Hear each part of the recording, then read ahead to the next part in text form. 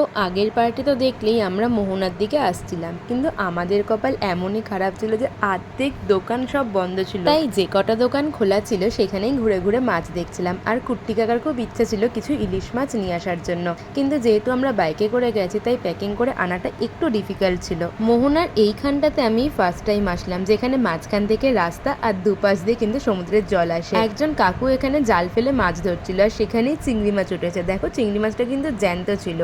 এই ছোট চিংড়ির সাথে উনি কিন্তু একটা বড় চিংড়ি মাছও পেয়েছিল। যাই হোক, চলো এবার গিয়ে ব্রেকফাস্ট করা যায়। অনেকটা সকালে যেহেতু বেরিয়েছি, বেশ ভালো পরিমাণ খিদে পেয়েছে।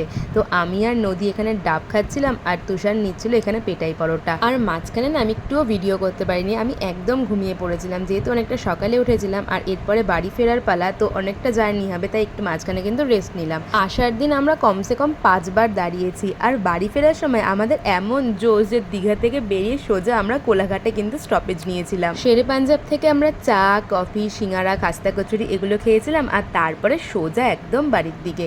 এই গভীর আলোচনার মধ্যে দিয়ে আমরা আবার নেক্সট ট্রিপের প্ল্যান করি। আর দীঘার ভিডিওগুলো এখানেই শেষ করছি, তোমাদের সাথে দেখা হবে আবার অন্য কোনো ভিডিওতে। টাটা।